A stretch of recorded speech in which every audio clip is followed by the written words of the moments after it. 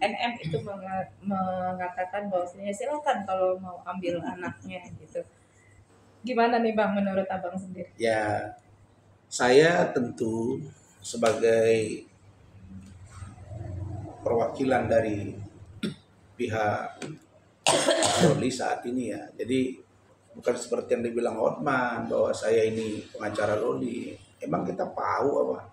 Terus itu Kapolres itu kan Akpol Kombes, kasatnya juga AKBP, juga Akpol, kaditnya juga, kadit PPA, penyidiknya juga itu perwira. Terus Bintara juga, itu orang hukum semua. Emang kita bodoh apa? Justru malam itu Loli seharusnya melaporkan maminya. Nah, kita diskusi di situ. Saya nggak mau debat dengan Loli karena dia ngotot biar aja penyidik. Tapi kita udah kasih pengertian. Nggak mungkin, mesti ada pendamping. Kita masih membahas seputaran itu. Nah, lalu kemudian sambil nunggu apa yang harus kita lakukan dengan Loli karena dia sudah lari gitu loh. Tiba-tiba datanglah si NM ribut. Nah, NM mengakui bahwa sudah terjadi keributan. Ya benar. Kalian pun ada di situ. Antri, semua ada. Nah, jadi saya klarifikasi. Hotman, kau nggak usah lagi kau komentari wartawan. Jangan cari banyak masalah lah. Dan kalau wartawan nanti dilaporkan atau Hotman dukungnya, udah kalian datang ke saya bantu. Karena kondisi Loli hari ini menurut saya sudah menemukan tempat yang seyogianya memang harus dia lakoni. Kalau ibarat situasi hidup, dia memang sedang lakoni dan dia sedang menjalankan, dan dia sekarang dalam keadaan aman, nyaman, yang saya sudah lihat langsung. Jadi saya bisa bercerita. VIP tempatnya, ada perawatnya, ada security-nya, komunikasi dengan telepon melalui ini, tidak boleh dengan orang lain, diawasi oleh tempat lembaga plus saya. Kan enak. Emang dulu waktu Nikita Mirzani ikut ngantar ke Safe House? Enggak. Loli kan cerita. Nah begitu juga dengan kuasa hukumnya? Enggak. Bahkan Loli bilang Fahmi gak pernah dampingi dia sama sekali.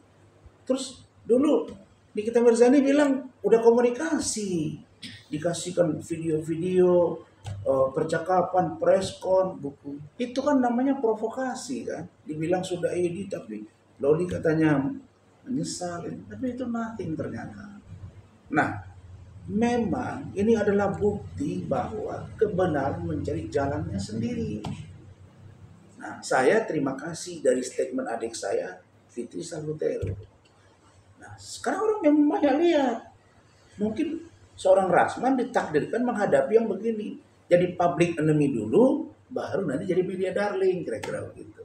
Tapi saya ini menganggap bahwa ini tantangan baru buat saya.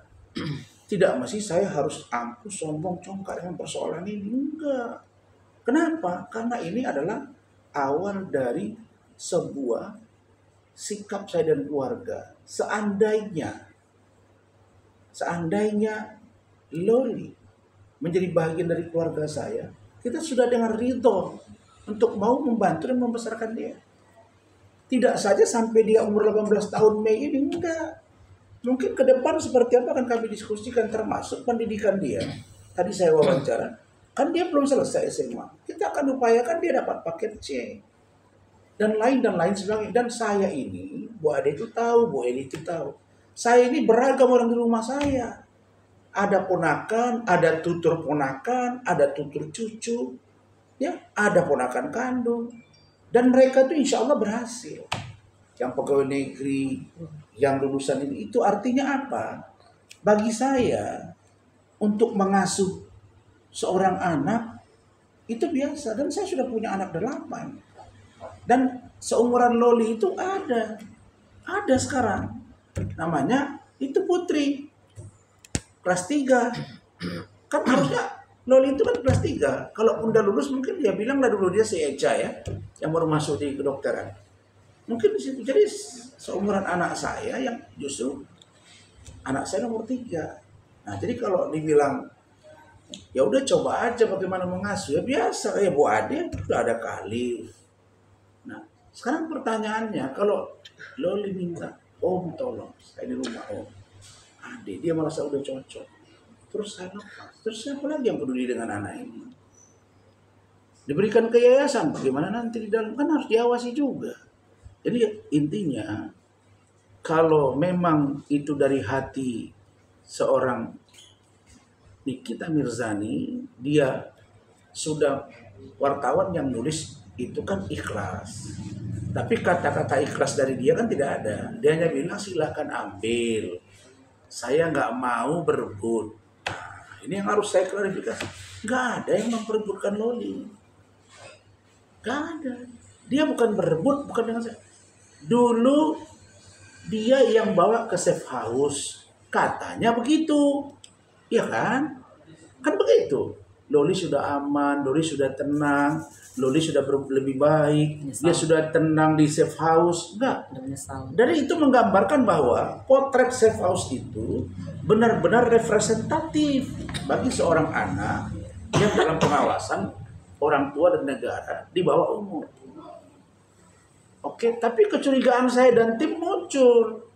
Kenapa kok Loli tidak pernah kelihatan video atau apapun bersama ibunya? Kan selalu saya bilang, kok nggak pernah satu pun foto atau apa bicara atau nggak ada. Mulai muncul kecurigaan. Nah ternyata Loli setelah 4 bulan di safe house, dia diperiksa, dia ngomong I love you father.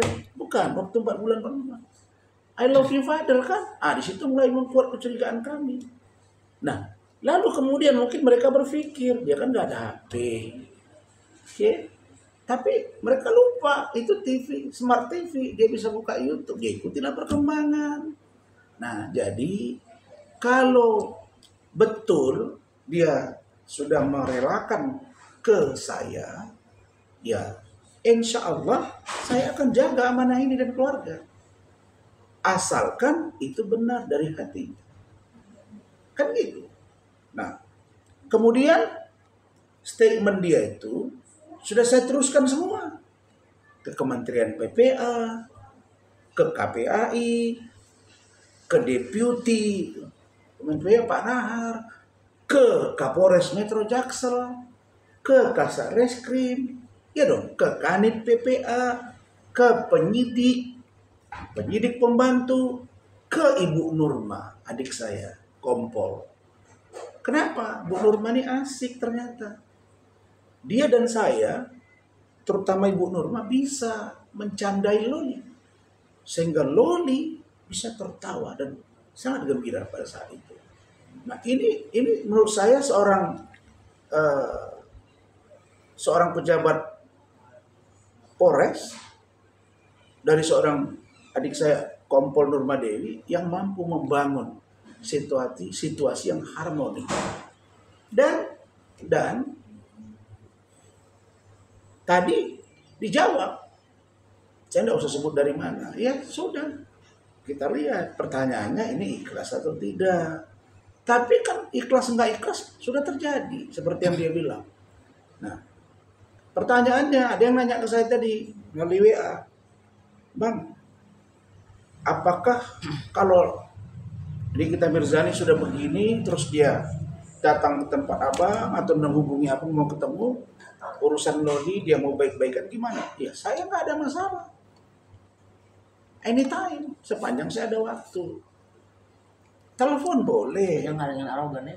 Tapi saya nggak bisa ketemu hanya saya dengan dia berdua terus, nggak mau saya, karena saya melihat ini orang nggak bisa dikontrol emosinya gitu. Dia boleh marah ke saya dan saya sudah kena, tapi kalau saya sudah marah ke dia nanti nggak bisa saya kontrol, gila gitu kan. Saya lebih gila, jadi saya kira itu saja. Dia kalau mau komunikasi dengan saya, ya monggo datang ke rumah ini, mungkin dia lihat rumah ini kecil, layak tidak, kan gitu ya, boleh.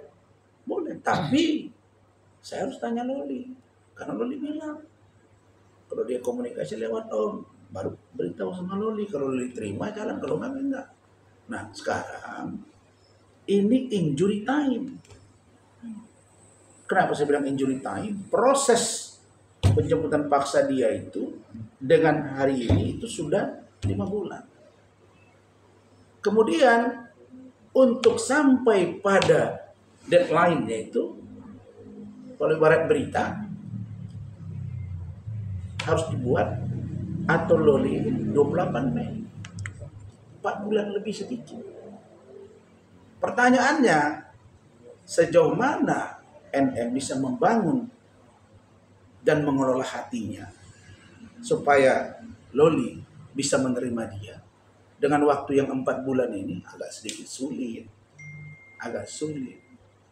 Nah, tapi pun begitu saya berusaha, saya dengan Ibu Ade, Bu Eli, nggak ada niat untuk memecah belah dengan ibunya dan tidak ada kata-kata itu. Bahkan saya sudah mengatakan, Loli, itu Nikita Mirzani mama kamu, jangan kamu panggil Nikbir. Nggak mau saya, dia langsung tinggi. Sudah, saya berperan sebagai seorang orang tua dia dan memang saya sudah orang tua. Jadi saya sudah bilang bahwa dalam keadaan situasi bagaimanapun, kalau itu terbaik buat Loli, saya akan lakukan.